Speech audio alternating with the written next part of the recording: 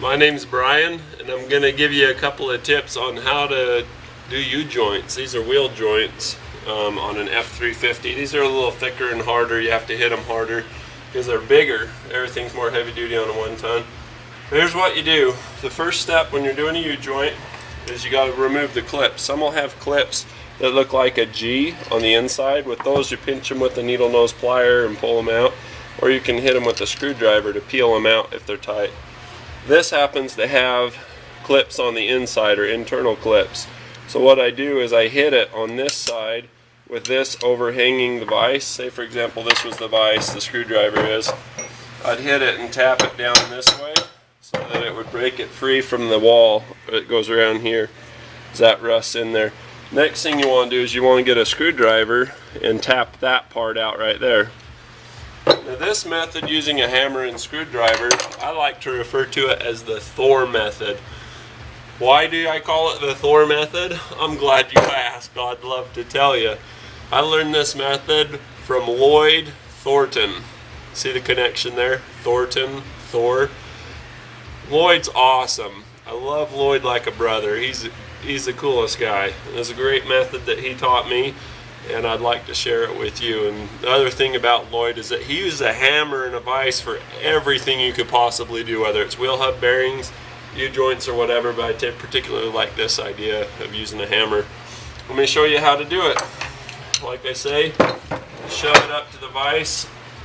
I've already tapped that in.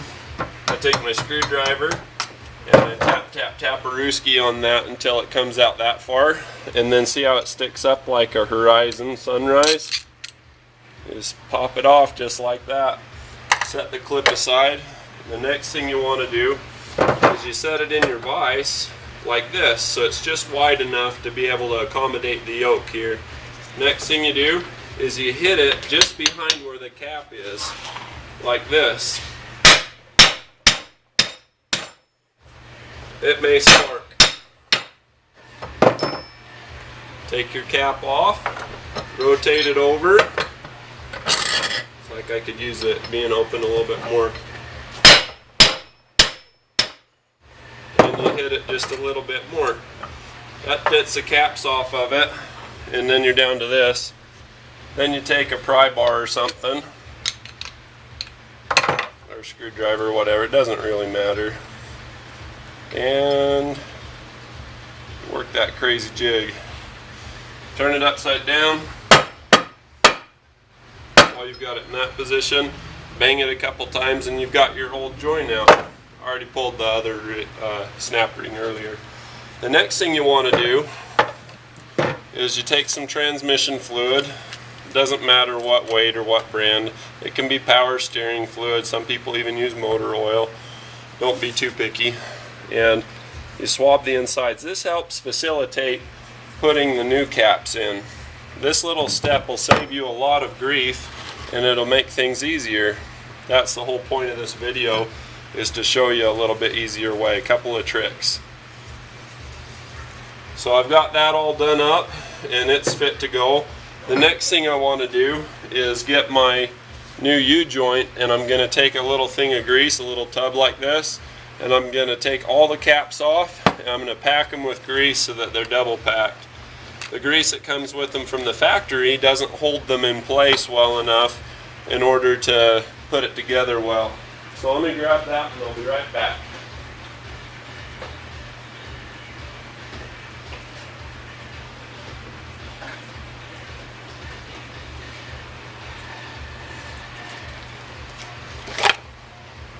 So you have your U-joint, you take all the caps of it off, and see how those are in there? If you bump or do anything with these, those little needle bearings will go everywhere. That's not going to do anything to improve the quality of your day. So you take them all off and you set them aside. Keep your U-joint clean, because the cleanliness of this is going to help make it last a lot longer. Next thing you do, I slime my cell phone with the lid. It's just a little thing I like to do. Take your pinky finger, because your other fingers are probably too big and fat to fit in there, and you just take this grease and you just kind of roll it in there and then go around the bottom. If you've ever looked at castles or old structures, they've got kind of a supporting structure like this. It's called a buttress. You have flying buttresses that look like an arch or something. That's all I'm doing in the bottom of that, is I'm making a buttress of grease, sticky heavy grade grease, and I'm making a buttress all the way around in those needle bearings. See the way that works? Maybe you can see that. So you do that to all of them. I'm going to do 2 of them for this demonstration so I don't take forever. I won't have to show you the whole thing. So you get those all set up and good to go. This way those needle bearings are not going anywhere. They're going to stay put for us, and we can use our Thor method, which isn't necessarily gentle or free of vibration. So next thing you do is you take your U-joint here and you thread it in there. By threading it, I mean you put one end in, down in there low. Make sure that your grease zerk, see this one right here is on this side, points away from the tire so it'll be able to be used. So there's my grease zerk right there pointing away from the tire. Drop that cutie in there just like that. Now the next thing I want to do is I want to hold this up and then put the cap on it, the one that has grease in it. I've already lubed it with transmission fluid here, and I take that and I center that, looking in here, I center that the best that I can, and this is kind of just set in there just loosely, and I'll put that in there. Now if you don't grease your needle bearings, this isn't going to work. You're going to have needle bearings go everywhere, and sometimes, see, like this is an old busted cap, sometimes you'll get a needle bearing like this that'll sit in there in that cap. And if that happens, if it falls in and lays over like that, there's no way you're going to get this thing to fit in there properly the way it should. So I'm going to take this, I'm going to wiggle it a little bit and just get the needle bearings started in both ends. And then I just tap a rooski. I'm going to have one of them that'll go a little bit further than the other. It's usually the one that you hit with the hammer. And what I'm going to do is I'm going to take my new clips and I'm going to clip that one in place, because see that little line for putting the clip in, how easy that's going to be. I'll put it in place and I just lean it against the counter. You can't see what I'm doing, so I'll narrate. I'm just aiming it to the counter and I'm just pushing the whole thing together right against the workbench. See, like that. Now I'm clipped, it's in there. So what I'll do is I'll use the overhang trick. I'll hang it over there a little bit.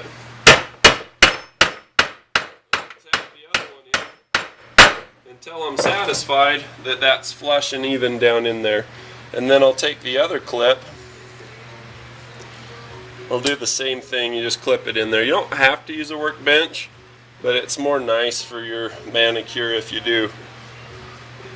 So, and then once everything's done, this is going to be a little too tight. So what you do is you just lay it in there and you bang it one way, you bang it the other way, not on these surfaces, but once the whole thing's completed, and that'll loosen it up and cause it to move more freely. I hope you enjoyed my video. If you did, be sure to rate, subscribe. If you have any questions, put them in the comments below. Don't personal message me. So much easier, because if it's on the comments just for your information, the thing of it is that other people can just glance at it and I don't answer the same question 50 times. As always, I do these videos to help people out. It's good karma. I love you.